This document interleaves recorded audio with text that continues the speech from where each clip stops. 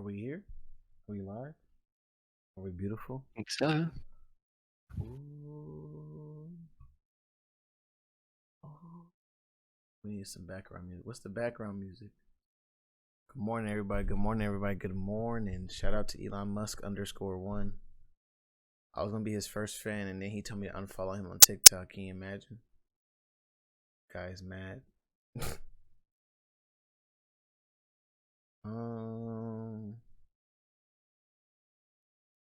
I'm gonna have to do lo-fi, huh? I'll just do lo-fi. I know you hate it. No, it breaks your heart every time I play it. But it just works.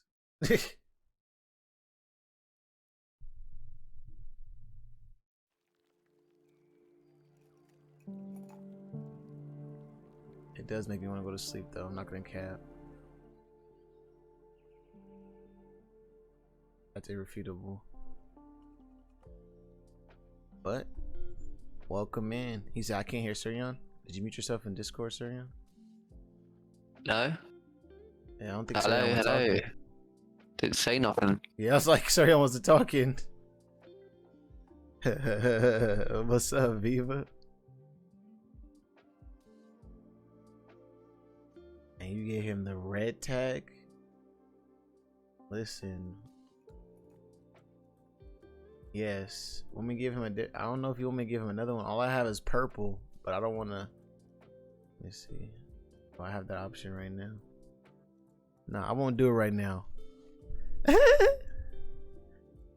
don't want to be here upsetting people. Huh? I don't want to be here upsetting people in the first 5 minutes. I know, right? Unfollowed. Sorry about yesterday. The storm knocked out our internet till 9. No, you're good. It was just funny because your person was just sitting there. I was like, yeah, well. I was like, it was like nothing I could do about it. That's how I took it. So when we be mad about it. We just kept on pushing on. Kept pushing on. Hopefully everything is better. That's all I care about. Ooh. How you feeling, Tsurion? Yeah, I'm good. I'm alright. How was work? Yeah, it was alright. Just loads of meetings today. You said nothing but meetings? Yeah, pretty much. Just nothing but sit and listen today. I thought that was your favorite Just kind of continue doing meetings. what I've been doing. Did you have one of those Zoom calls where at the end of it they asked, does anybody have any questions? And literally everybody had questions? But yeah, about four of my meetings today. That's crazy to me. I always hate when they say, do you have questions at the end? Because I'm always like, how do you guys have questions? You just talk for like 8 hours. But it's good to see you, Tsurion. Welcome in, guys. This is Special Friends Podcast episode 2. The first one was botched. Sorry, Viva. Sorry that you had to be the test dummy and get the shitty pod. But it's okay. We'll bring you back with a good one. He said, what's your favorite color? My favorite color is blue, my guy. As you see my blue pin. But we're doing it today with my man Tsurion. Again, Special Friends Podcast. It's a regular podcast, except the only difference is that we bring on a different co-host every time. So today we got my man Tsurion. I think we got some pretty decent topics. He said he's excited about the topics, but you know, I can never tell. He's so even keel. Could be alright. But Not give anything away. I think before we get into the topics, I gotta ask you to introduce yourself. Let the people know who Tsurion is, man. Who is Tsurion? I don't know if anyone knows the answer to that question. We can have it remain a mystery. I don't know, you gotta ask me some questions. Some questions. First of all, where did the name Tsurion come from? Some MMO, I was just pressing like shuffle on like the names that it gives you, and it was close to one, so I just kept it. Was it What does it mean? Does it mean anything? Have you ever looked at the definition? No, doesn't mean anything. Really? Yeah, I'll Google it now. I don't know if it comes up. What if it Nothing. means something?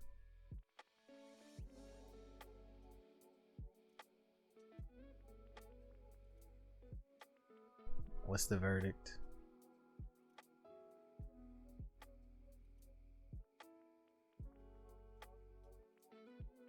Looks like it has a meaning. You're cracking up. It doesn't have a meaning. I'm trying to think what Viva Red means. What does Woozy Lock Jr. mean? Oh, what does Woozy Luck Jr. mean? Pretty simple. It means, I actually wrote about it. Woozy, like I said, this is based off a character on two characters off GTA. Woozy Moo was one of the was the leader of the triads in GTA San Andreas, and was the most honest person in the game. He never faltered under any amount of power. And OG Loke was just a guy that, I guess you could say, he was just the underdog. That's the best way to explain him. OG Loke, he was just the underdog. So, you know. But when I asked you, like, who's Tsurion, like, you know, where are you from? Okay, yeah, alright. Like, I'm from the UK. 26. Nope. I've never lived in a house, I guess. I've only ever lived in what's an apartment. A flat, as the kids call it. A flat, yeah. Well, not the kids, it's we call it a flat as well. You guys are all kids over there in the UK. I don't really remember it, but I've lived in 3 other countries. Okay. It's Cyprus, no, Germany. What was the reasoning for the traveling? You got a family members in the military or something? Yeah. Yeah? Yeah, exactly that. Yeah. So, as I say, I don't remember. I was quite young, but I'd have to travel around just whichever army base my dad was in at the time. Special forces or what? No, just army. Yeah. Okay. Is it called that's what you guys call it, the army in the UK too? Yeah. There's army. I'd say that's like your foot soldiers, Mm-hmm. and ground stuff like weapons, like tanks.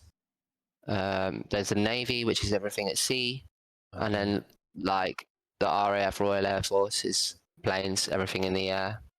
So you guys' Air Force sounds dope, because we got just the Air Force, but the Royal Air Force sounds fire. It makes it seem like everything's purple.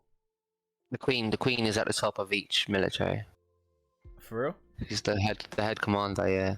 Oh, really? Mhm. I thought she was just like a figurehead at this point. I'm not even gonna cap.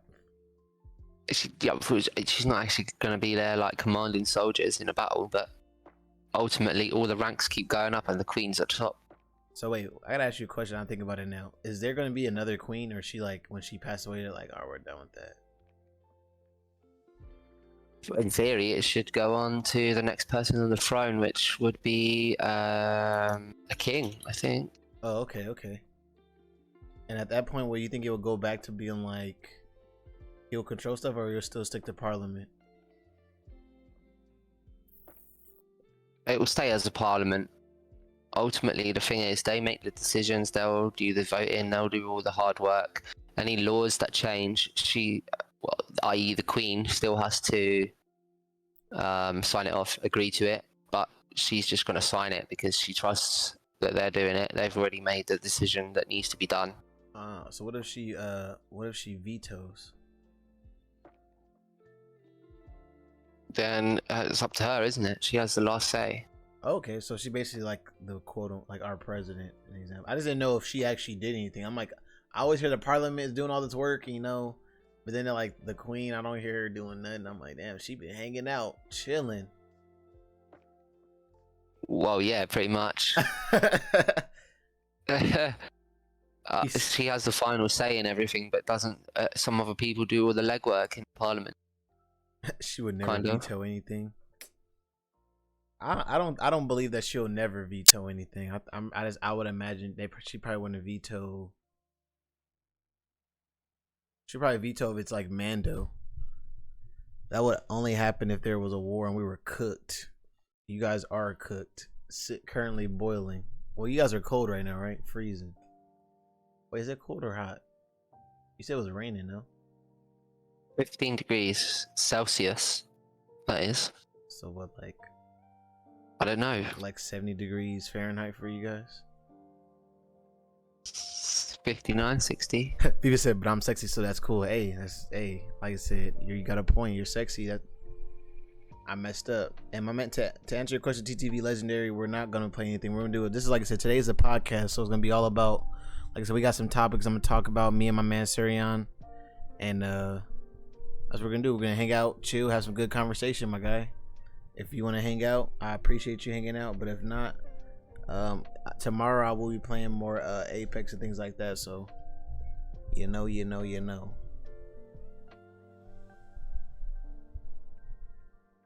But I think we should get into the first topic. This Sunday, if you guys did know, I hope you guys fucking knew, because I hope you told your dad something.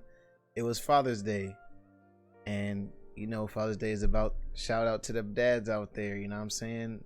The ones that are in our lives. So it's about the celebration of fathers out there, guiding the family, holding it down for everybody, all different things. A lot of dads sacrifice too, and we don't talk about it as often as we should sometimes, but that's okay. So in the spirit of that, I wanted to ask Tsurion, what's a moment, personal, like either a personal dad moment, it could be, like I said, something you maybe saw in a movie, read in a book, or somebody else's dad you saw, where you saw like someone that was a good dad to you. It could be more than one thing, but what are examples in your eyes as a great dad?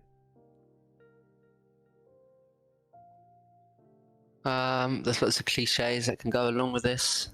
You might say somebody that will throw a ball, teach you how to catch or whatever. Yeah.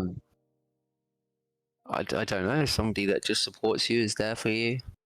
Exactly. I guess my dad was always the hard one on me, but he kind of said, when I was 18, he's like, oh yeah, you're an adult now, do what you want, but if you fuck something up, don't come crying to me about it. That's pretty dope. One thing I think, maybe not something that's necessarily great, but something that stood up for me. I was looking the other day, I had these letters that I found. So kind of back on this subject, my dad was in the military. He served a tour in Afghanistan. Mm-hmm. And I was about 7, 8 years old, and I found all these letters that he'd written back to us, and I read through them again the other day, and it was really weird. So obviously I read them 18 years ago now when I received them, sort of thing, but looking at them again now is really different.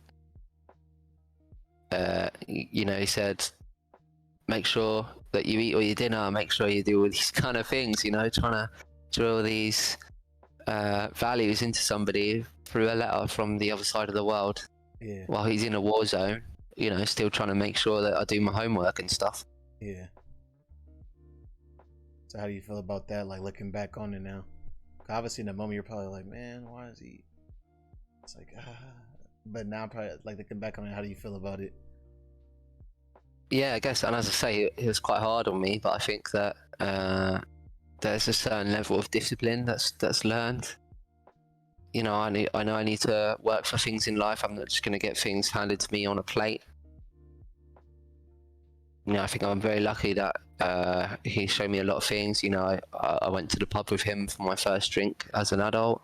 Oh wow. I mean, I'd had a drink before, but not actually walk in. Didn't get ID'd, which was the whole funniest part of it. It's great.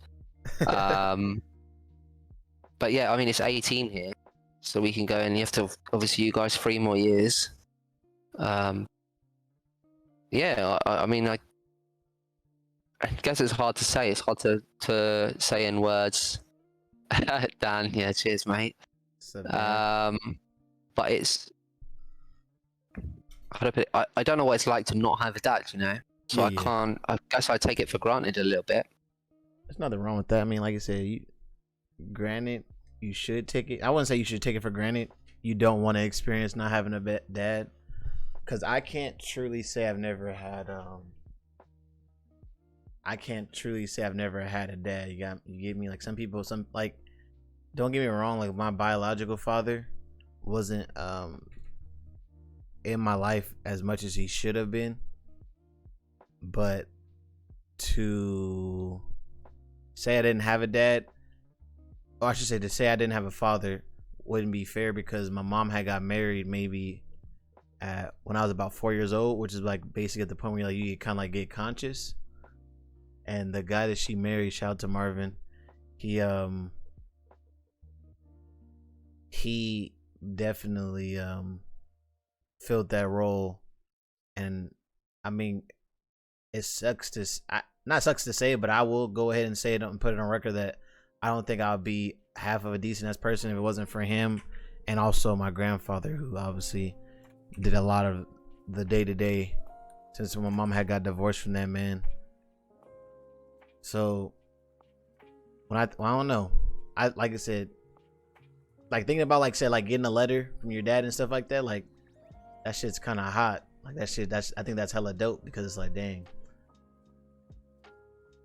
I've never experienced something like that. So I'm like, damn, it's especially like for him to be like still like filling his role as a dad, like, you know, you make sure you do what you know, listen to your mom, do your homework and stuff like that. Like nah, like there's my mom usually had to be both the disciplinarian and also the emotions.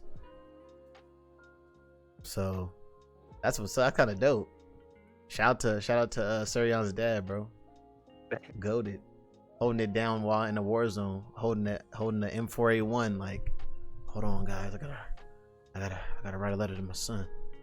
Well, when he came back, we got Call of Duty for him as a game. So here you go, you can play this. Everyone's playing this, and he was like, What the fuck do I want this? I've done it all before myself. Just never played it once. I mean, he has a point. Yeah. Is there any other moments you think that stand out?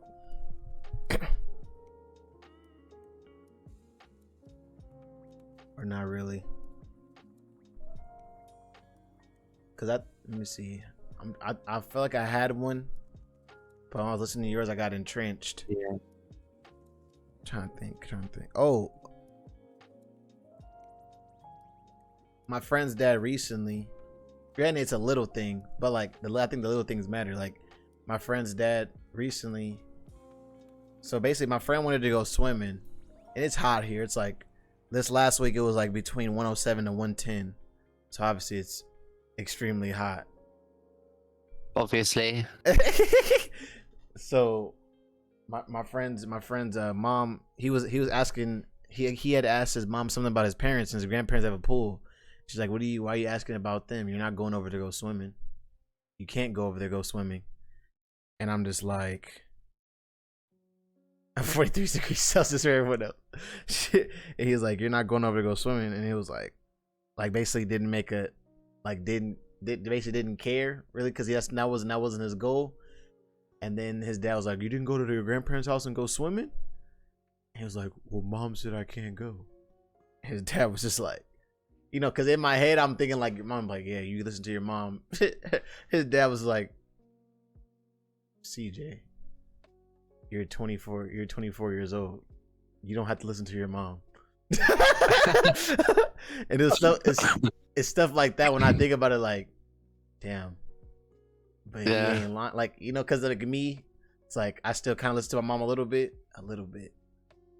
because it's like, obviously it's my mom, but then I think about like at the end of the day, like, bro, you pay bills and don't even live with her. Like, if she tells you not to do something, that's just like to take with a grain of salt. Like, should I do it or not?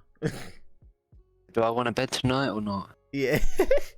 Or for me, it's more like, if I do it, basically I'm not gonna have the conversation with my mom about it. Obviously, you know, now I know not to talk to her about this. That's pretty funny. I'm trying to think. How about, let me ask you this: who was your favorite TV dad? I don't know if you watch television a lot. Do you have a favorite TV dad? I can't think of something that throws out the top of my head. I wouldn't mind. What's his name? The professor from the Powerpuff Girls. Give me some superpowers. I'll take that. Okay. The professor. Dinosaur said Jim Carrey. Nice. I'm trying to think. As a dad character. Yeah.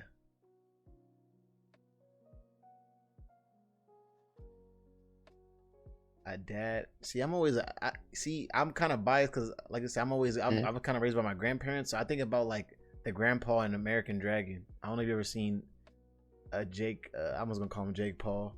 Fucking Jake Long, American Dragon. He had like a grandpa that was pretty dope in that movie, in that show. I think he was a dope role model. Don't even need to be the same thing. You could have Splinter with the Ninja Turtles. That is true. I said, can we make that known? Your dad does not have to be your biological father. Fun fact. It doesn't. Like I said, I mean, everybody has a father figure. Well, not everybody, but most people have a father figure, and that role's not always filled by your dad. You know what I'm saying? Like mine was filled by my stepdad and my grandpa. So I think that was another thing. My grandpa. I think my grandpa was a moment that I had with my grandpa was funny because, okay, so this is a kind of a moment when I realized I should just start telling my grandparents and my parents stuff. You know, for a long time you're like, I can't tell anything. They're fucking go ballistic. So I would refuse to tell my grandparents I had lost my virginity. Well, my grandpa, I didn't tell my grandma. I'm not telling her that, but I told my grandpa because one day he came to me like I was like 18 or 19. No. I had to be 19. He told me, he's like, son, come in my room. Sit down. Pats on the bed. Sit down. I sit down. He goes, have you lost your virginity yet? And I'm just like, no. Lying. Just straight lying to him. No. Why would I know? Why would I do that? He's like, that's good. He said, make sure you only lose your virginity to a woman you love. I was like, I did not listen to that at all. I blew it. I said, I'm already -1, grandpa. And he was just like, go ahead. I was gonna say, I think my parents approached me the same thing. Have you lost your virginity? I just went, yeah, and they were like, oh, all right then. Just kind of left it at that, like, oh, you've already done it. Never mind. Left it there, bro. And I'm gonna compare this the way he explains it to my mom, and it's gonna be so funny because she was just so terrible at it. Jesus Christ. But yeah, my grandpa was just like, have you lost your virginity yet? I said, no, I didn't lose it yet. He's like, well, great. You know, when you lose your virginity, you know, lose it to someone you love, and if that doesn't, you know, if you don't marry that woman, then just only have sex with people that you truly love, you know. And I was just like, all right, dope. And he was like, you know what? Because I've never brought girls home. So he was like, how do you explain it? He said, next time you see a pretty girl, just walk up to her and tell her you like her. Any girl you think is pretty, just walk up to her and tell you like her. And I was just like, I don't think it works like that anymore, Grandpa. I found out. I might start running away. Exactly. That's when I found out that my grandpa lost his virginity at 13 years old. Jesus Christ. But granted, my grandpa was born in 1920, so. I remember he told me, I'll never forget him, he was telling me, he said it was some girl. I can't remember where he met the girl, but it was some girl that he knew for a long time. And they were hanging out, and he had his friend they had sex in the woods because he lived in like Louisiana. So he told his friend to watch for people coming or something like that, and they fucking did Somebody the deal in the lookout. woods. And I'm just like, wow, it's a whole different time, bro. 1920s. And he said after that he went to her mom and went up to her mom and told her what happened and said he wanted to marry her. And her mom was like, get the fuck away from here before I kill you. Like, what the fuck? So it was just like, Oh dear. Never saw that girl ever again, I bet. Oh no, yeah, he pursued her for a long time. Actually, I think her name was Annie. I guess that's what's crazy. Like he actually but he actually lived by he's only no, he ended up marrying that girl. What the heck? That's my So that was the woman he married before my grandma. Her name was Annie. Cause he's only had sex with 3 women his whole life, which is wild to me. Cause I said, Grandpa, what? He said it was the woman that he married, Annie. And then he said after him and his wife had faltered, he was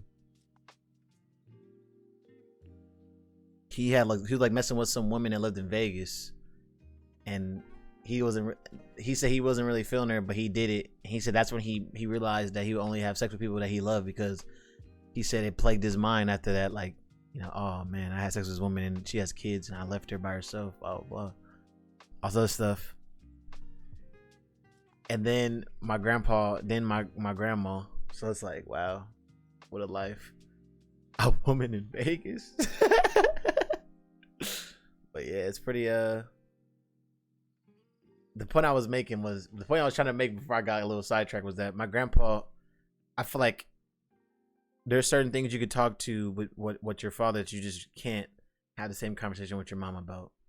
Cause like when I talked to my grandpa about it, it was like more natural, and he just he gave good advice. Oh, someone you love and this and that, whatever. My mom's advice is literally just make sure you wrap it up. On the same thing, actually, I say that. So, my first tattoo, for example, my mum was like, "Oh my god, why did you get a tattoo?" And my dad, she's like, "Say something to him, tell him off." Like, and he's just standing there like, "I have all these tattoos myself. Like, what the hell do you want me to say to him?" And the same thing, like, I said that I was smoking to my dad, and he's like, "Oh yeah, good. That means I can pinch some cigarettes off you." It's never like a negative thing. Exactly. Which is, I think that's pretty dope. So, let me ask you now, so I remember I asked you, like, segue to this question is, do you find yourself after like experiencing life with a pop and stuff like that, do you feel like you want to have a dad? What? Sorry. Do you want to be a dad? I don't know. I said. No, not at the moment. I'm talking about in general. No. You never want to be a father? I don't know. I don't think so. Why and why not? I said I discussed this. Yeah. I think I even said to Dan before. I said I don't think it would be right to bring a child into this world. Have you seen this world? Yeah. Second of all, you see these people like couples that go on holiday every year to some nice place. Yeah, they ain't got kids. Yeah. Other thing is, I can barely look after myself. If I didn't have a kettle and a microwave, I'd probably be living off chocolate bars. Yeah.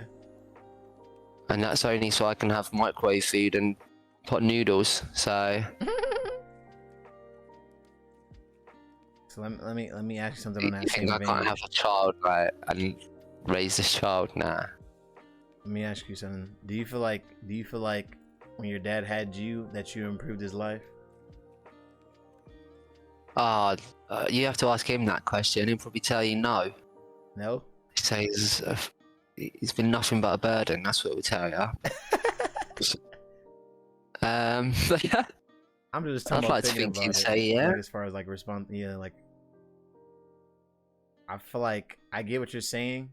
As far as like, oh, I can't take care of myself, like, fuck, that's because like that same situation, I felt that way for my sister.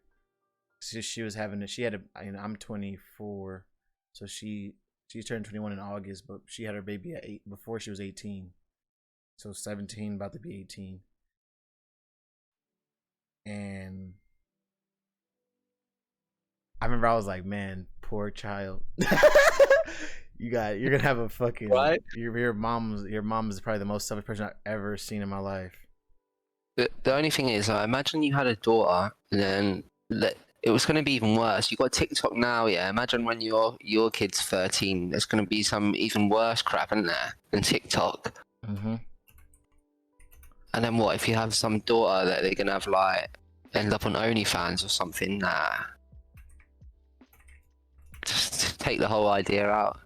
I Can't mean, happen if you don't have a kid, yeah. I'm not. I really don't. Me personally, because I'm gonna give you my answer, short answer. I do want to be a dad, but I don't personally feel like things like that bother me or even cross my mind, because a lot of those women that I know, because I know personal people who do OnlyFans, they actually have terrible childhoods. Like a lot of people who like actually have a pretty decent childhood can't be bothered with that idea of doing something like that. So it is like a disposition thing. Yeah. But I will say I do want to be a dad. Obviously, I want it to be planned. I think that's one thing. I never wanted to be like, oopsie daisy, we're gonna do it. I guess we got to do it, huh? But I think the reason I want to be a dad is just more like you said. Obviously, on an animal level, it's like how do I say? On a regular level, on like an animal level, I just want to spread my seed. I want my legacy to go on. Normal stuff. But also like, I do wanna adopt too. Like I think I've really just I want to leave an impact. Like leave an impact on the world. The world is so shitty, but you also think about it. The world's shitty, and the only people who are having kids are the shitty people. So the world's gonna be even more shitty. So I'm like, I guess the only way to like counteract that will just to be like, put out positive energy and vibes, and then also create kids, and obviously make them do the same or let them do the same. Be a positive impact on the world. Because like I said, I think about some of the people who like have the worst ideologies. Those are the same people who have multiple kids, and I just trip out because I'm like, damn, wait, hold on, they're outnumbering me. they're fucking multiplying. We need more smart kids. Go. Yeah, for real. Because like, it trips me out. So like, but I've also just enjoyed the idea of being a dad. Like, even though I didn't have one, I always wanted to be like. I remember I dated. I feel like you're trying to. Go ahead. You're trying to write like your Tinder profile or something. Come meet me, love. We need to have a kid, because otherwise it's gonna be more bad kids. Trust, people have tried to have kids with me. It doesn't work. You don't get tied down like that, do you? My last girlfriend I dated, when I was out of high school, she was like, "You're gonna have my kid, right?" And I was like, "No." No, we're 18. What the fuck? I'm not trying to be a teen dad. I'm like, talk about like I can't take care of myself, bro. I live in my mom's house in the living room, bro. Like, what I'm gonna do with the kid? But yeah, I wanted to have that conversation about, because Father's Day was happening. I think I want to get celebrated for Father's Day. Again, shout out to the fathers out there. Father's Day. Shout out to my man Old Ponce. I know he's the only dad that I know that is usually in the chat. Shout out to Old Ponce, holding it down, did the hard work for him and his family, and now he can reap the benefits. So that's dope. Did anything else you want to talk like? Do you want to brush on this topic a little bit more? Anything you want to talk about, or how you feel? No, I think it's covered that one. I can't really say anything apart from the same sort of stuff. I know, right? So, okay, so the next topic is this one I made just for Tsurion, because he lives here, obviously. So obviously, I'm an American, so I don't know what the fuck Brexit is. I get it. It was like the British exit. That's what I thought it was stood for, like British exit. They're just trying to exit the UK, the European Union, I should say. That's what EU stands for, right? European Union, yes. Okay, perfect. So like obviously, the UK split from the EU, and now that some time has passed, what's it been? How many years has it been? Hardly any. It's been like a year tops, if that. Yeah. So now a year has passed. It was a long process. I know it was in 2016 in July that we voted to leave on a national referendum. I also passed my driving lesson on the same day, so I remember. But it didn't actually come in because there was lots of this negotiations, all this kind of stuff. I really a little bit confused at the whole kind of thing and actually what it was at the start. I did vote to remain, and so pretty much so did everybody I know. That's the thing. I don't really know anybody who wanted to leave. There's lots of benefits to being in the EU. You know, apart from being, I mean, we're still allied with the other countries, of course, but you know, just having that group mindset, you know, trading freely, being able to travel freely and live, work, retire anywhere in Europe, this kind of thing, and you know, lots of basic things like there's lots of laws that go through EU regulation which we'd be removed from, so we'd have to rewrite laws about data protection and all these kind of things, with the potential later on to hinder us even more. But it's something like 80 more years before all of the laws and legislations are going to be rewritten. So you have a while before everything will be quote unquote normal. This is going to be going on for the rest of my life, I think. To be honest with you, the positives as such that were put out there was £350 million a week membership fee for being in the EU, which was promised to go back to the NHS, which is our health service, which is like free. Well, there's no evidence that ever happened. The other thing is that the money we were saving, we were already getting back anyway, because we had so much funding from the EU for like farming and agriculture and stuff in areas of the UK where it's harder to grow stuff, and they had loads of support.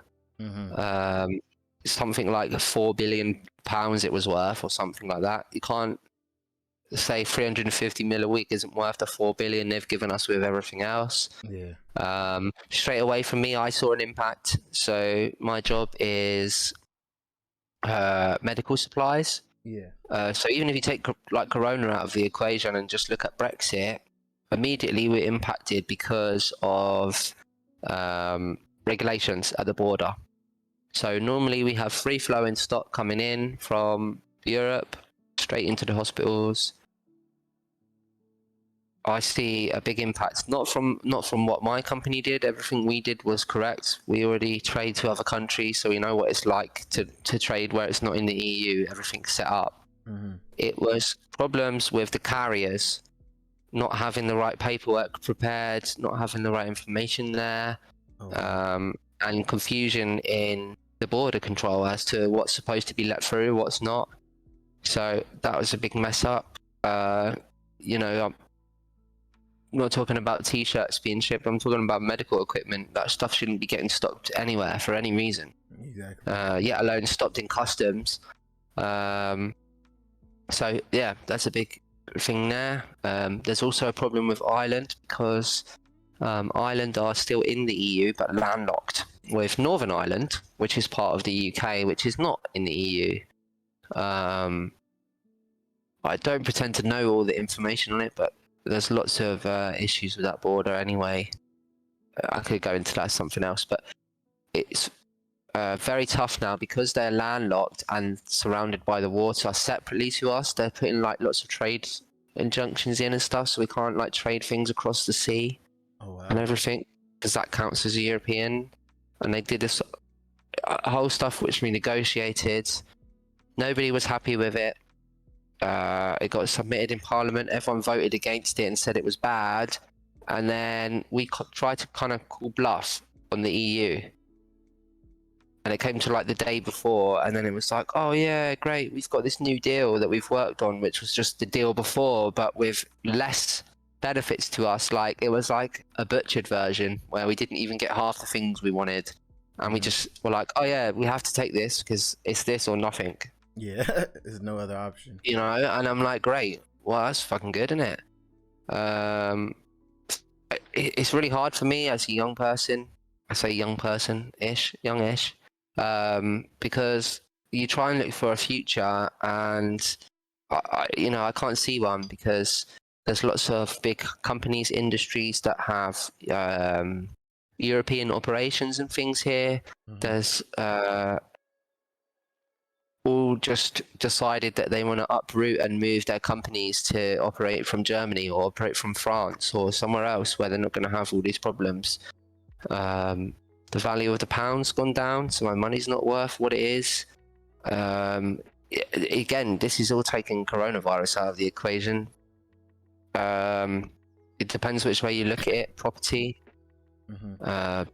borrow rates are good, so I guess that's one positive thing is people who aren't on the property ladder have a better opportunity to get on there. Now, don't get me wrong, in our area it's absolutely crazy anyway, but it's better than it was. Yeah. For me, somebody I already own my property, I'm actually not seeing anything good here because I'm losing value. So yeah, for me, as I say, I can keep going on and on, but I think it's been for the worse.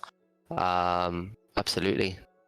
So do you feel like, because that's, like I said, that's some stuff obviously someone who doesn't live there, never been through something like that, I never thought about the different like nuances, especially like we say like customs of couriers going past the border, because obviously like our borders are all, our border is, the only border we can drive past is Mexico, but we have a deal with Mexico where we can drive, but it's still a process.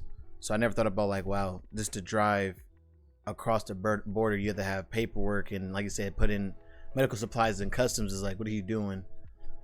But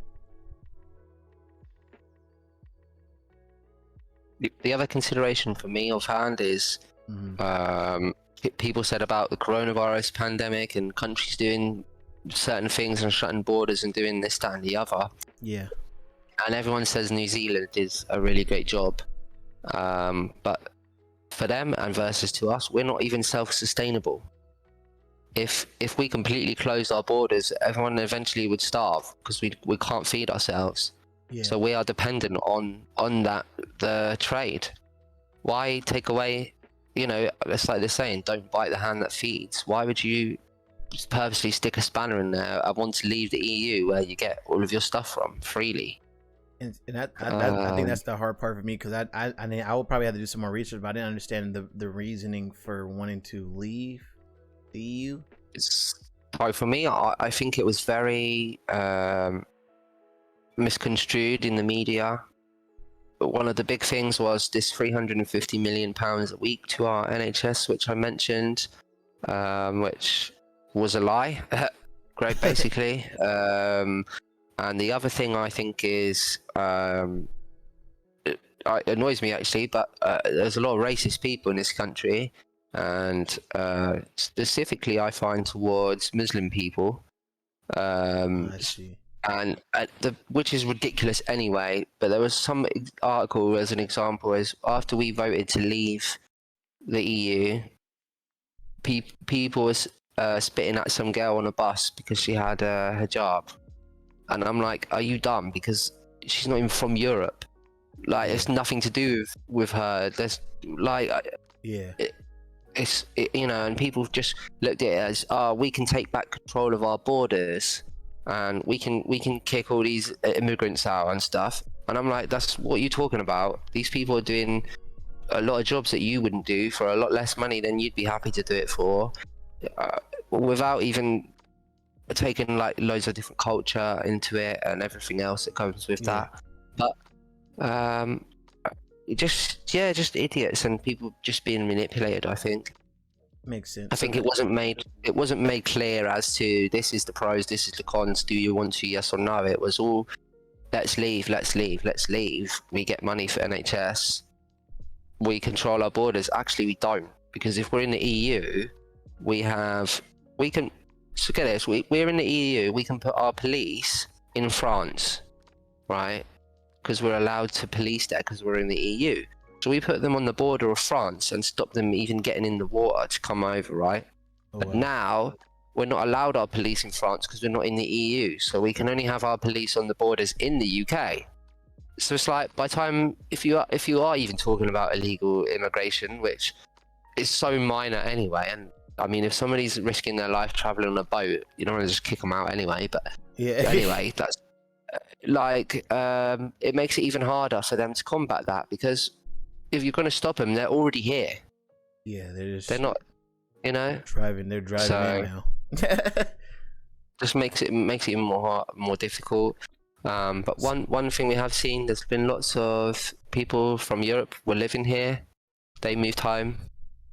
They don't want to come here and work here. They'll go and want to work somewhere else because they'll get paid better and they're much more appreciated. And that's what I was going to ask Germany, you. for example.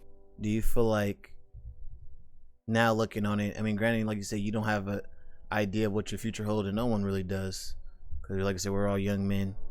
But do you feel like you would move, or you feel like, especially because you have property, so it might be a little different question for you, do you feel like you would move and leave, or do you feel like you're gonna stay there and see if it gets better? Like, how do you plan on dealing with that situation?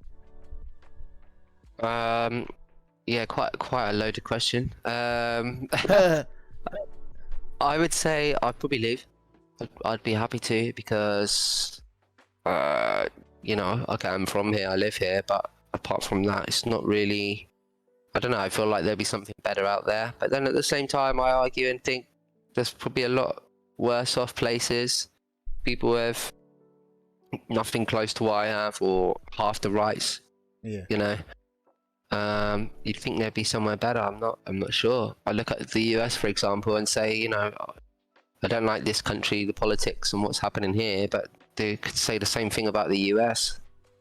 Yeah, that's what I was saying about, as far as like Yeah. listening about you talk about Brexit. I'm like, you know, me, I'm like, that low key emulates America in the slightest form, obviously, where it's like, okay, under President Obama, we got free healthcare and these different things, and it's like, next president is like, nah. You just shoot yourself in the foot. Yeah. Yeah, so it's like, I think about things like that, and because I thought to myself personally, like, do I want to leave?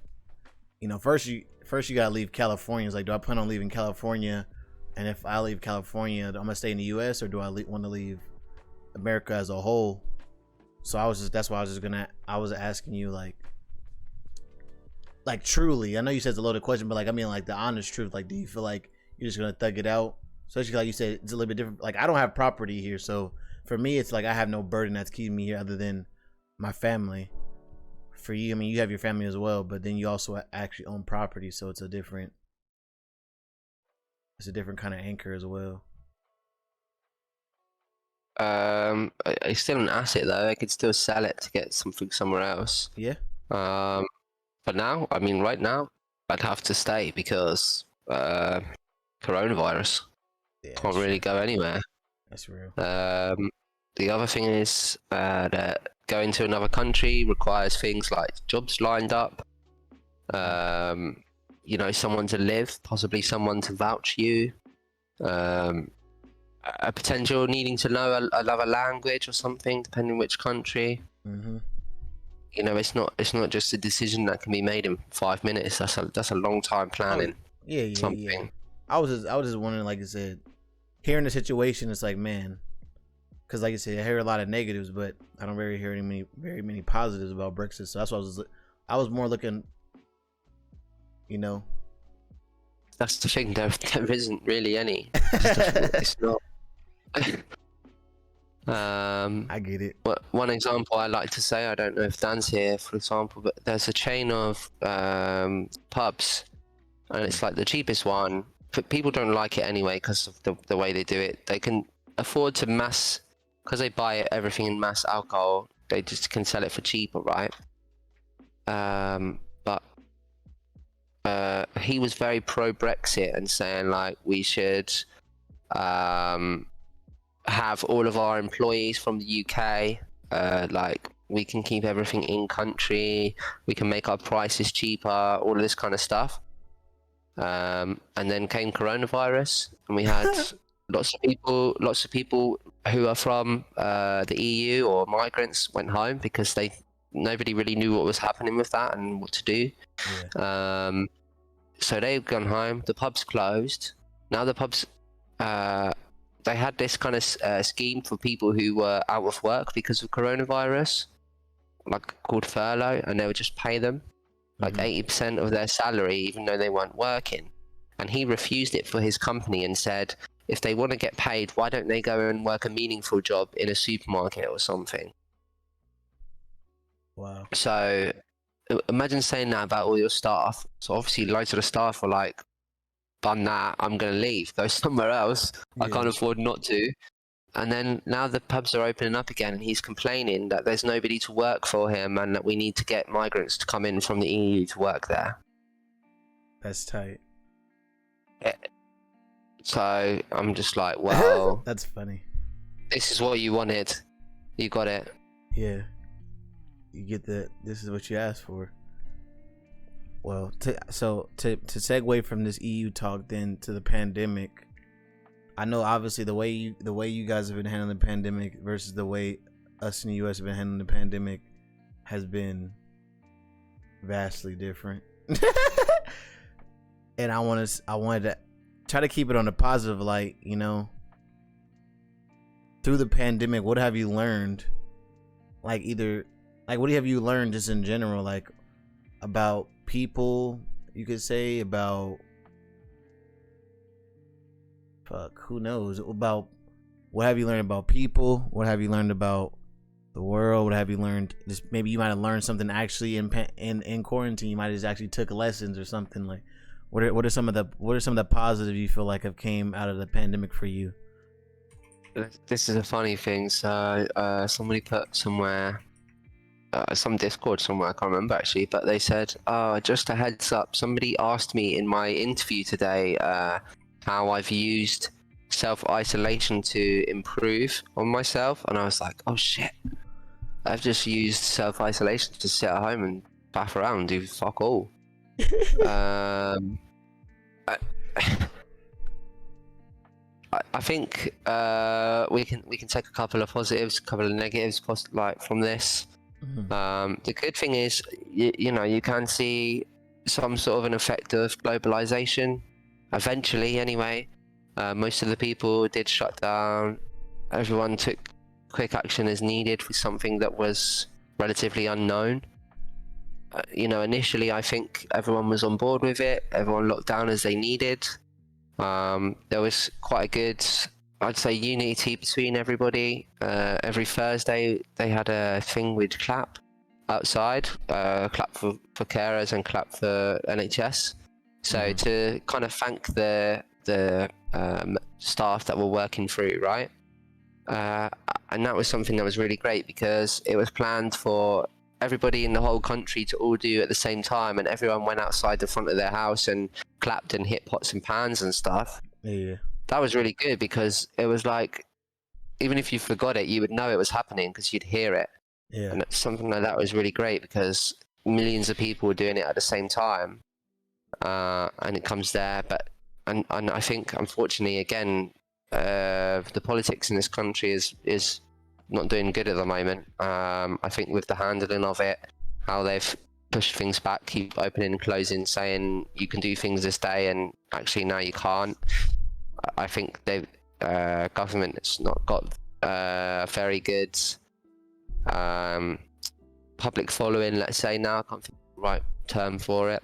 But people don't want to listen anymore because there's just been too many instances of somebody doing something they shouldn't have done, or somebody backhanding somebody else some contract, or you know, going on the TV in crocodile tears. And it's like, nah. People have got their heads screwed on, and they're just starting to clock things. You know, I think once everybody knows everyone's had a vaccine, they can't really argue it because they've been selling it as this great thing. Get a vaccine and you'll not have any problems of coronavirus, and get the vaccine and go back to normal. You know, at first, the only people that were affected by it were people over 50 and those who had health issues. And then as soon as we'd vaccinated all the people who were over 50 or had health issues, it was like, oh, it's really affecting people in their 20s now. Oh, everyone's going to have to stay inside some more. And it's like, what? How does that work? Yeah. And there's just too many things.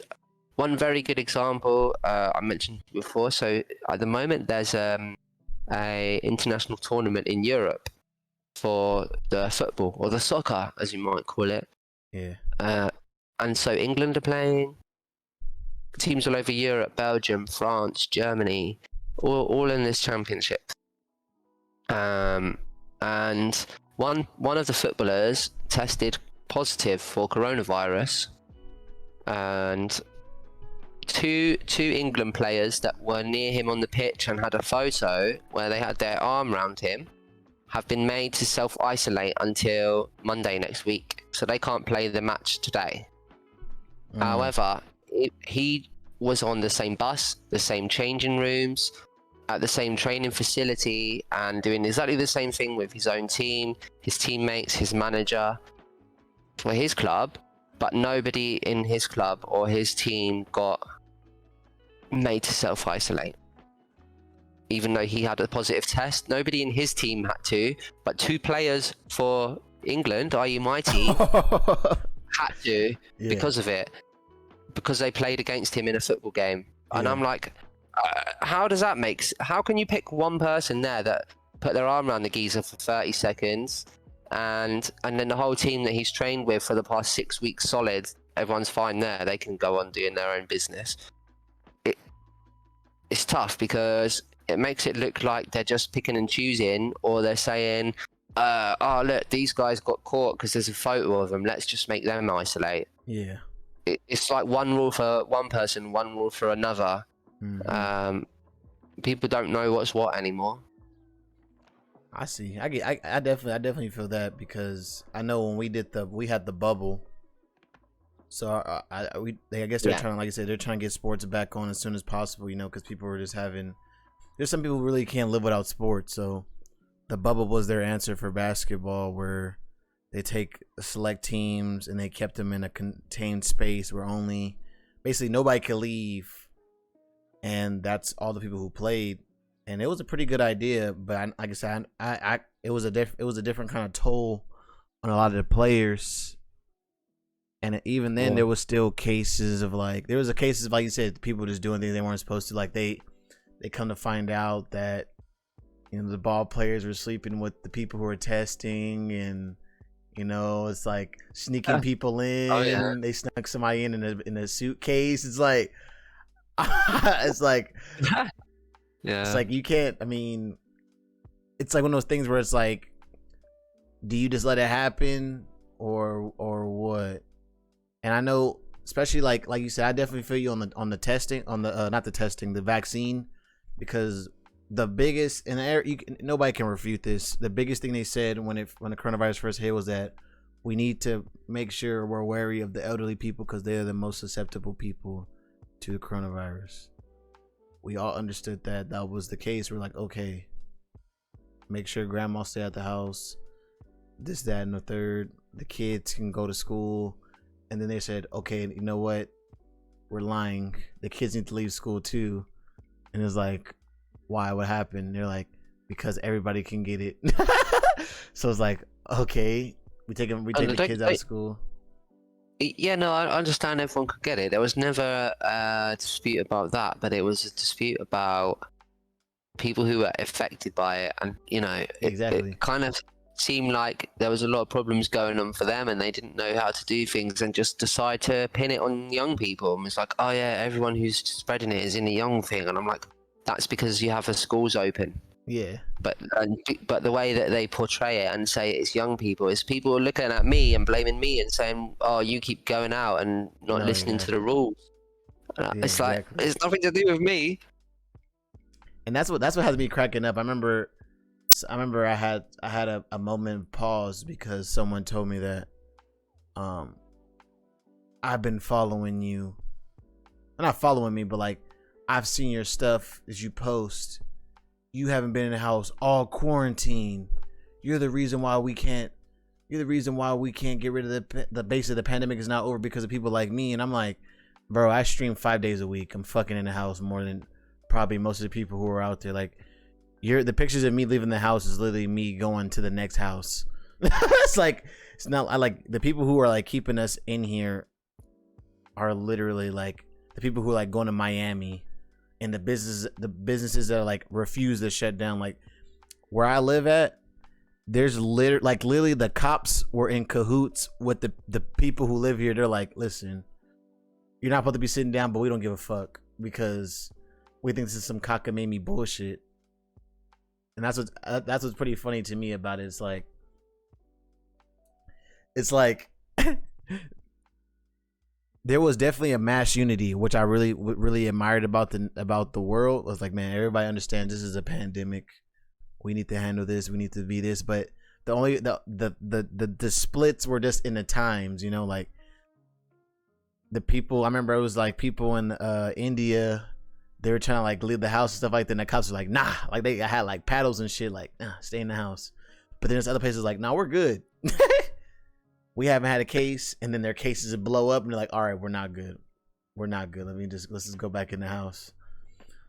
So I think that's the only disparity. But as far as like the positives, I think a major positive to me, at least that I've seen in my personal life, was that in America, there's like a mad hustle culture. It's not as bad as in California because a lot of people in California, you know, California is a beautiful place, so you like to enjoy it. You like to enjoy it, but for the most part, in America, there's like a lot of people just feel like all they need to do is work and work and work and work and work, and somehow by 40, I'll be able to retire. And I think through the pandemic, a lot of people realize like, oh shit, I can't even survive like a month without being subsidized by the government, let alone the last 40 years of my life. So I think a lot of people through that have definitely made some changes in their lives, I would hope. No, absolutely. I think people are realizing that there's a lot more to family values and the people around you rather than a possessional thing, I find. Mm-hmm. You can see the biggest thing for people in the pandemic is wanting to see other people and connecting with others. It's not about like you said, there's a lot of people can't go without sports. I haven't even found that. I haven't had anybody complaining football wasn't on at any point. I think that's just purely about money, and basketball it's just about money. That's true. But yeah, one thing I have seen is people saying, oh, I can't wait to go and hug my grandma. I can't wait to go and see my nephew or something or other, you know? Yeah, makes sense. That's the biggest thing, and it does make you clock that the most important thing is other people, right? Yeah. Well, definitely, like I said, I think a lot of people got cabin fever. And like I said, you're in the house by yourself. Like I said, you just want to, like I said, even if you don't want to talk to people, everybody wants to be around somebody. That's why, like, I always crack up about people who are like introverts. I don't need to see other people. I'm like, yeah, you do. You just see them through a digital screen instead. Like, like just because you do it a different way doesn't change what you need. So I think that to me is like, I think about that too. Like, I would never consider myself an introvert. I think I'm a lot more extroverted than I would like to be. But I will say this. One of my biggest takeaways and positives of the pandemic is I realized how much I can get done without distractions, if that makes any sense. Like, I got a lot of stuff done during the peak of pandemic because there was no one asking me to go out and drink. There's nobody, like, all these different things. And I'm like, as much as I love doing those things, it's also you realize there gotta be a balance. And I don't think I had a balance. Hey, who's next? I don't think there was a balance. So I think that was pretty, to me, just thinking about it, that's pretty like I said, that's a positive for me. Let me ask you now, do you think this has changed people after this? Like, do you think people are literally changed? It's a difficult one. Only time would tell, but just I guess idea of like people Yeah. close to you. Do you think their viewpoints or might have changed? I mean, I'd like to think so. I think through the pandemic anyway, and certainly even more online, I've just found loads of great people, loads of good people. So I don't know if I would say it's made people good, but I think that at least for me, the pandemic has exposed me to good people. Mm-hmm. So I guess that's kind of a positive I could take away. Mm-hmm. Do you feel like when you go back out to normalcy, you'll go about the world differently, or you think you just go about the same way you did? It's a hard one. I don't know what the word normal means anymore. I don't think we'll ever have normalcy as such. I wonder if we're going back. I wonder if people. I know, like, technically, right now we have a order where you don't have to wear a mask if you don't want to. But it's funny to see who wears a mask and who doesn't. Which in my head, I hate to be like that, but I already know the people who aren't gonna wear a mask. So like, I see something like you definitely look like you weren't gonna wear a mask anyway. Like, it's probably hard to get you to wear a mask when there was a mandate for it. But I said, let alone. I will say this though. I think something that I need to work on is not being triggered when I see someone not wearing a mask. I think that's hard for me. Well, I guess I should say it depends on situations. Like if you're in a liquor Yeah, store without a mask on, like that doesn't bother me as much as you're in a crowded place and you just feel like we're all gonna come 8 people deep without masks.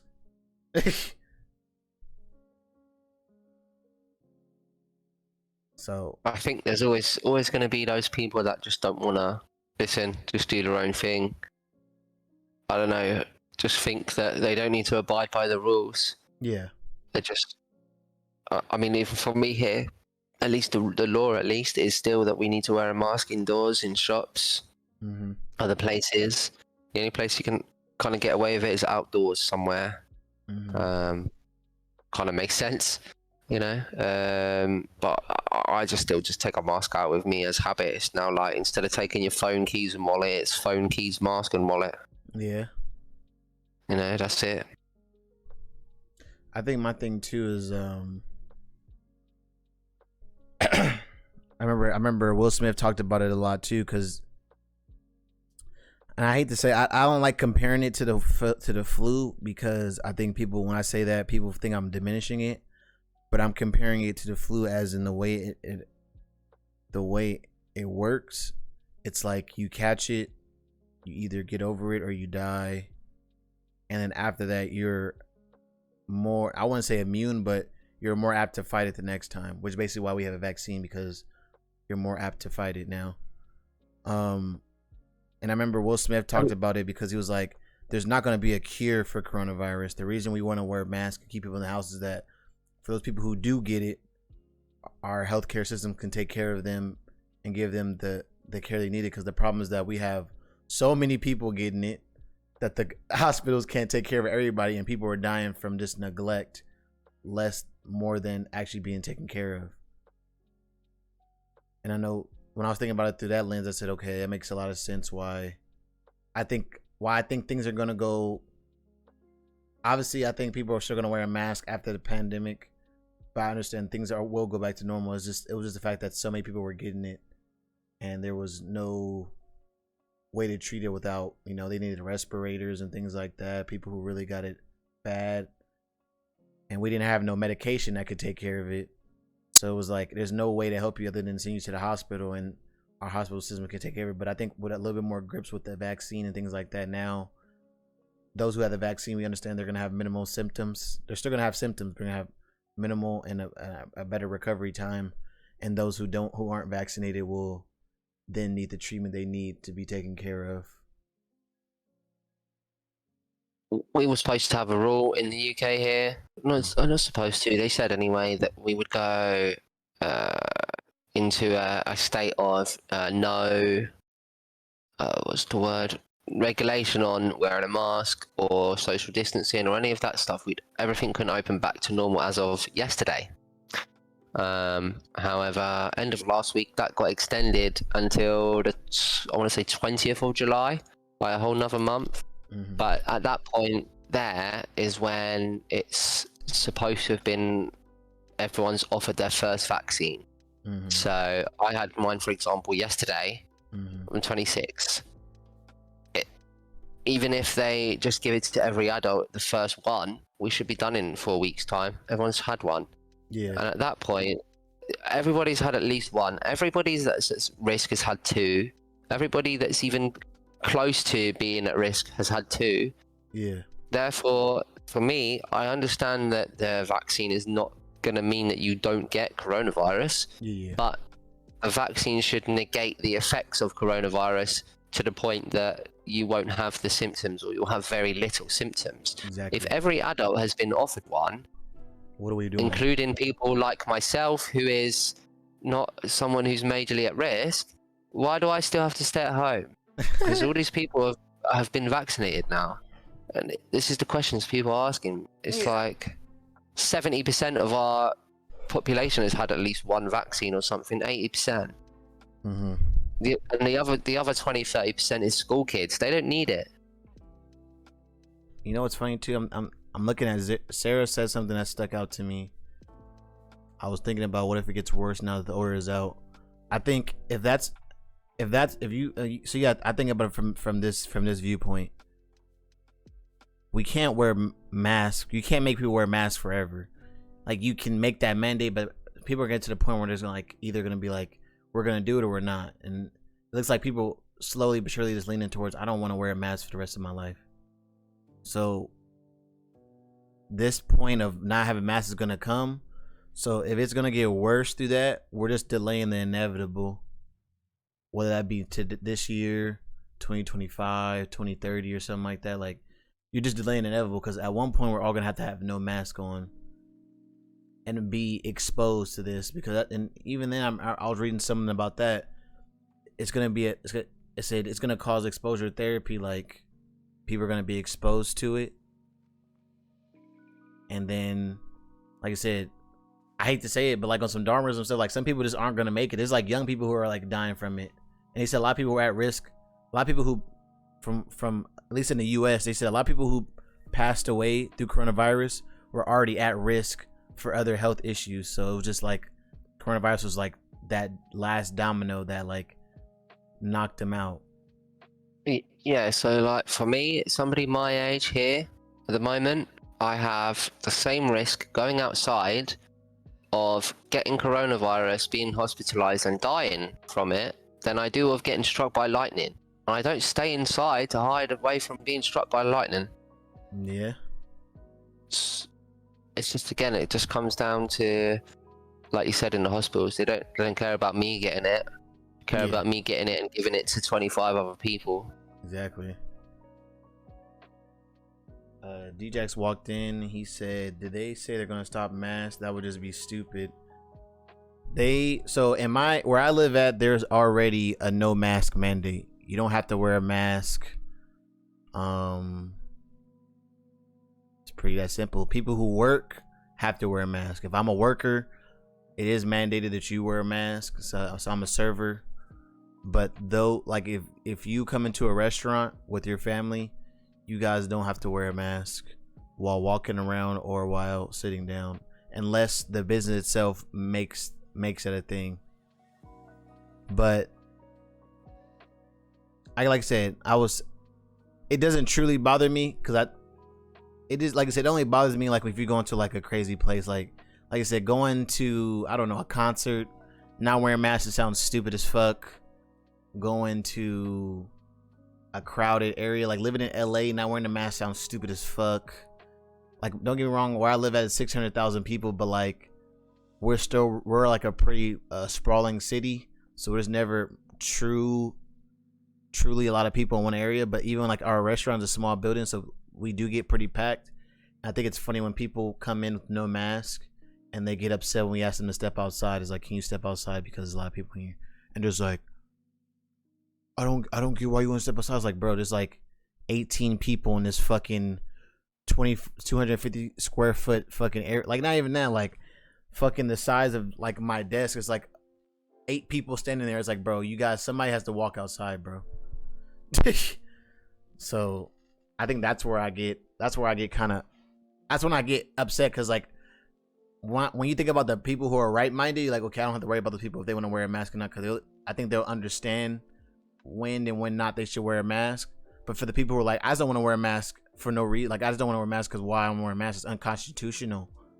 Those people are like, I'm like, oh my god, just jump off a freaking bridge. Yeah. I don't want to wear it just because you told me I should. Yeah, or like they had they said you had to wear a mask, so people were getting like lace, which obviously lace doesn't have anything, it's just fucking mesh. They're wearing like mesh masks, and I'm like, that's like the dumbest shit. Like, you took the time to make a mesh mask. Like, what? It's a mask, and it's like, come on, man. It's people like you that are just fucking making this harder for everybody else. Just wear an actual mask at that point, for fuck's sake. That's my thing. Look at just wearing a mask. Dinosaur said, our government has put us under so much pressure here. The original idea was herd immunity. What the fuck is herd immunity?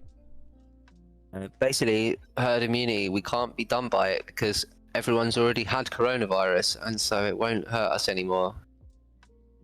So they were just going to let it run riot on everybody. Oh, so like, they do the oh flu. Yeah, everyone who's left's had it, so they'll be fine. So like the flu. Yeah. Or like smallpox. Yeah. That's dope. I mean, technically it works because all the people who weren't immune died. So it's like, oh, only the strongest survive.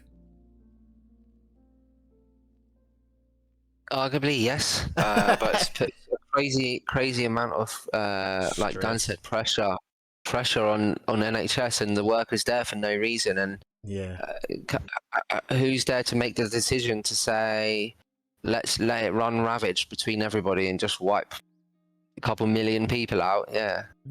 That's not a smart idea. It's not a smart idea at all. Especially I don't think people think about it from the aspect of like, that could be your grandma that gets it. Your grandma went to the grocery, and like I said, she doesn't go anywhere, and she gets coronavirus from fucking cashier who doesn't believe in wearing a mask. That's the shit I think about. I'm like, damn, that's why I wear a mask. Cause like, what if I give it to somebody?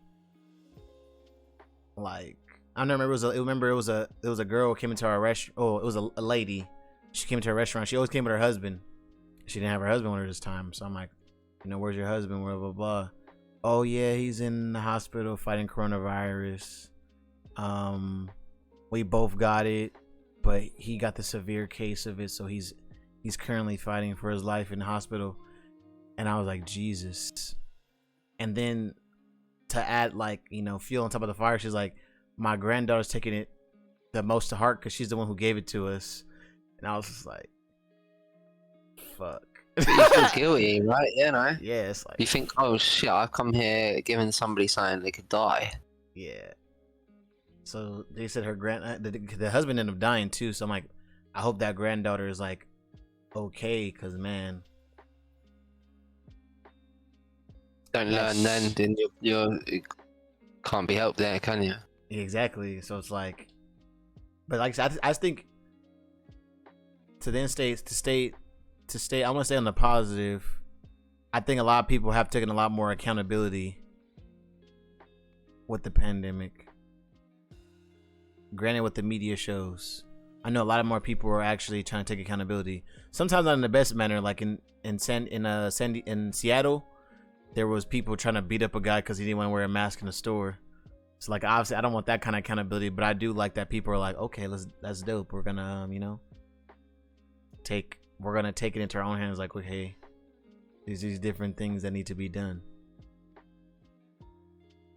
Obviously, we don't want anarchy though. But I feel like we're probably beating this topic to death, huh? Well, yeah, the topic was what are some positives. I don't think we've got any so far. Well, we talked about I talked about positive. I Mask think you said sales something. are at an all-time high. You are right. Like I said, I think this would be for the better of people, 100%. Pun said, I want people to act like. Let me see. Let me pull it up. Make it easier for everybody. I want people to act like that if an old Asian lady's getting beat up.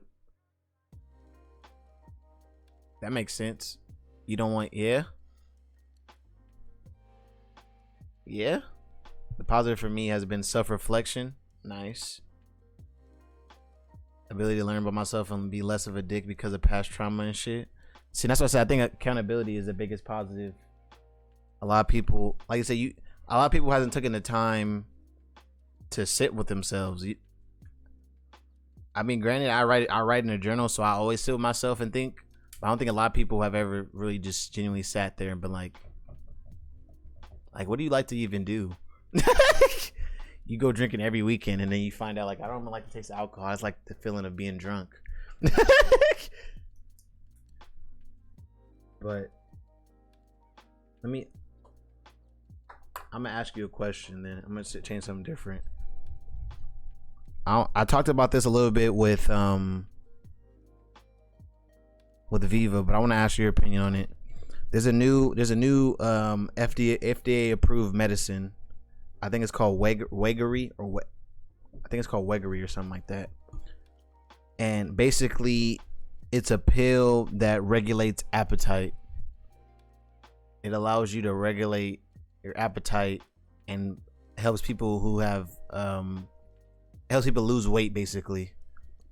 And I wanted to get your idea on how do you feel about a product like that being able to be bought over the counter, FDA approved. For you guys, it's a little bit different to us. I don't know specifically for the FDA. What are you talking about in terms of? Do I think that's fair? Not fair. It's how do you feel Like about? allowed? Yeah, Be no. allowed. So FDA approved basically means it could be sold. It could be sold on open market. Anybody can buy it if they want to buy the product. So I was wondering to say, like, what's your thoughts on, like, a product being? How do you feel about the idea of that there's a product that people can buy where it can regulate their appetite? It's a it basically lets off a hormone that regulates appetite, and Yeah, why not? What? How is that any different to any of the other medication that we have that people sell or prescribe? yeah, Yeah, you'll prescribe somebody something to stop them having thoughts in their mind about something, or you'll give somebody a medicine so that some tingle in their leg stops. Why is that any different? I don't know. I guess to me, it's just one of those things where it's different. Like if you're trying to stop pain or something that's actually affecting you, but stopping something like hunger just kind of, I don't know. Like I said, I don't know why it sounds weird to me. It just sounds, obviously it sounds different. How does that actually work though? Does it just make you not hungry, or because you still need to eat something, surely? It suppresses appetite. So there's a pill for people who have ADD. It's Adderall. Adderall also suppresses appetite. So Yeah, but you suppress appetite, right? But Mhm. you still need to eat something. Your body won't have any energy. Yeah. I mean, you still have to eat, obviously, but it's one of those things where, like I said, you just won't have the urge to eat. Kind of like, you know how marijuana gives you the urge to eat, even though you're not hungry? It's the opposite. Like, imagine if you just, like, I know I should eat, but I'm not going to because I don't. You basically kind of got to force yourself at that point to eat. And that's the kind of thing they're trying to do, because I guess, like I said, a lot of people, especially, like I said, some people who are overweight, I guess that can give them some benefit if you feel like you just eat for no reason. I know sometimes when I'm bored, I'll eat some bullshit, but like we talked about before. Yeah, there's that thing in there. Everyone just keeps walking to the same fridge and opening it, and there's like nothing new inside. Yeah. Just looking next door. But it was just, I don't know. This is, I guess, and it's one of those things where, like, it's one of those things too. It's like one of those. It's not a solution. I kind of always don't like half-baked solutions. That makes any sense. So, like, example, I don't take I usually stray away from taking medicine for like little things. Like obviously, like if you're fucking dying, obviously, but like if I have a headache, instead of taking an aspirin, to me it's like, okay, why do you have a headache? Oh, I haven't drank any fucking water today. That's why. Or maybe because I've been sitting in front of my monitors for 8 hours. Maybe that's why my head's hurting. Like, things like that. Some people just pop a Excedrin or Adderall, a fucking Advil or a Tylenol, and like, okay, we're back to what we're doing. That's probably destroying my body instead of like, doing things. And that's where I kind of like think about this is like, instead of making the habit of eating less, you're gonna take a pill that suppresses appetite. But they've already shown that if you stop taking it, you'll immediately gain all the weight that you lost because your appetite will go back to what it was before.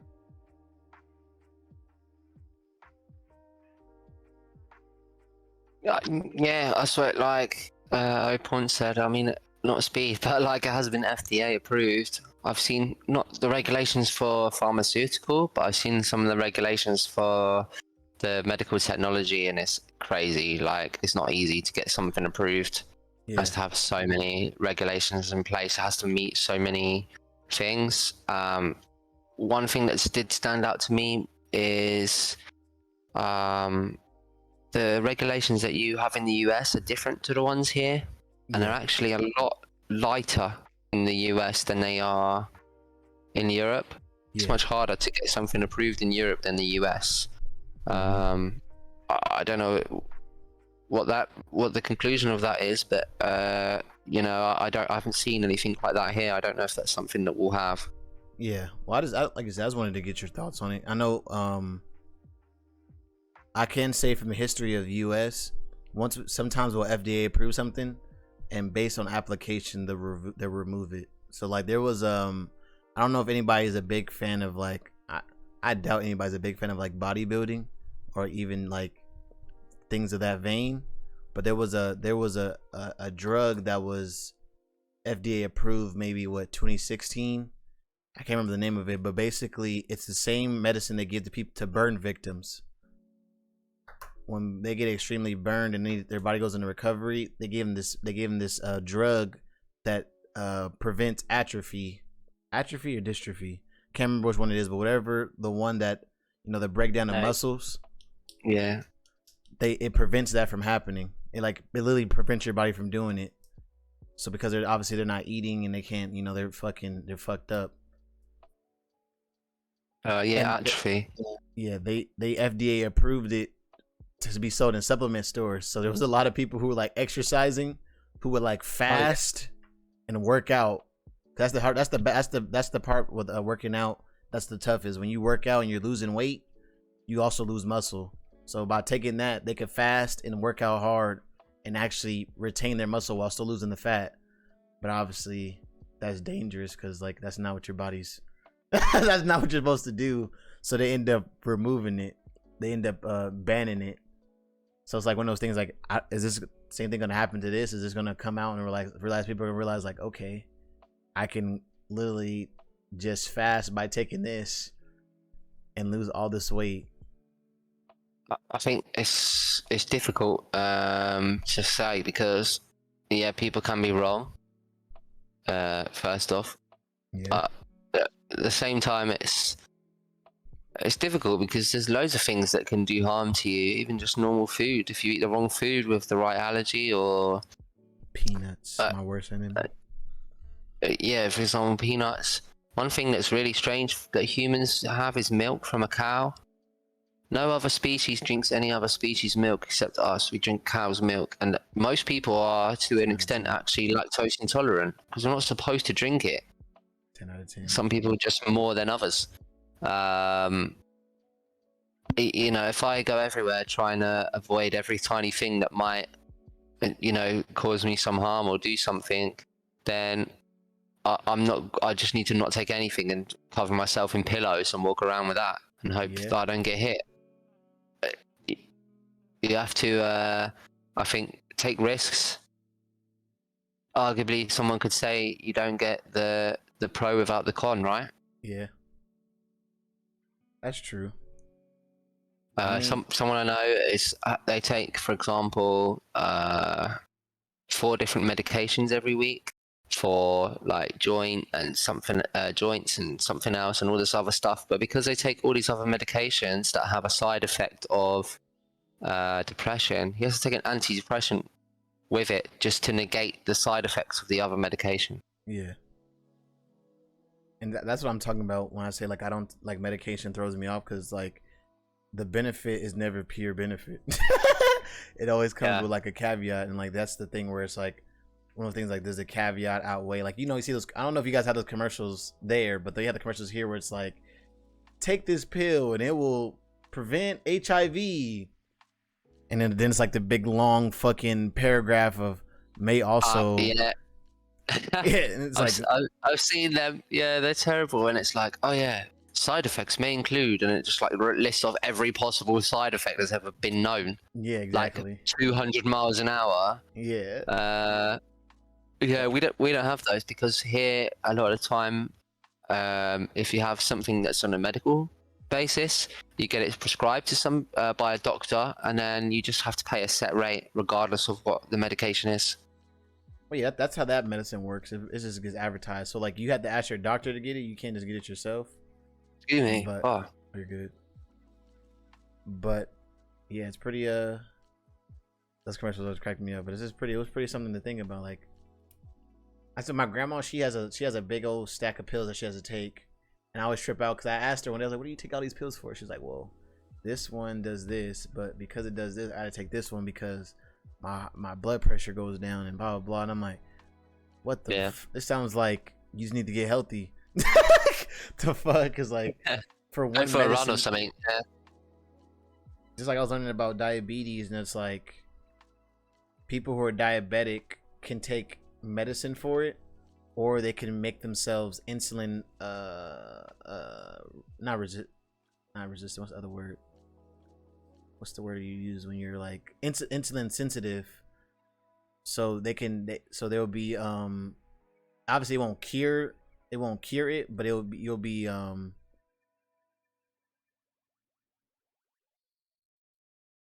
what but it will be like how do you say Help improve. yeah, it's like it makes you sensitive, so you'll basically when you do get sugar, it will spike it, you know, because I guess another word you could use is insulin resistance. Resistance is when you take sugar and your body doesn't react to it, but sensitive means it overreacts to it. So with people with diabetes, it means their insulin is not reacting the way it's supposed to. So insulin sensitivity is like a possible solution, you know. This is a way to think about it. Yeah. No, there's lots of different things. There's also a lot of solutions that don't involve taking medicine for the rest of your life. I think people look past them because generally things cost a bit more. They tend to do them as like a last ditch attempt to get rid of something if it's not working. So the company I work for is medical technology, so we don't have pharmaceutical, we don't have pills. It's going to be something that's more a long-lasting thing. Oh yeah, because I remember you telling me. Yeah, so for example, you can have something, I'm just going to throw numbers here. You keep taking this medicine that costs £300 a year for a patient, and the way that they budget looks at everything on a yearly basis, so they only cost them £300 a year. But if I give this person some operation and put this thing in them, it costs £4,000, but they never ever come back with that problem ever again. That's cheaper in the long run, and it's more beneficial for that person. But because of costings, budgeting, and everything else, it's easier just to chuck them on a pharmaceutical tablet, the $300 a year.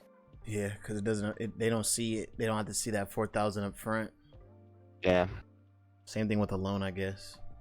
Oh, would you rather pay, $10,000 now or $500 a month for 5 years?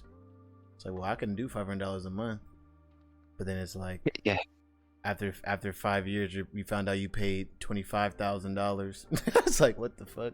Yeah, literally. But guys, I think we're gonna end it here.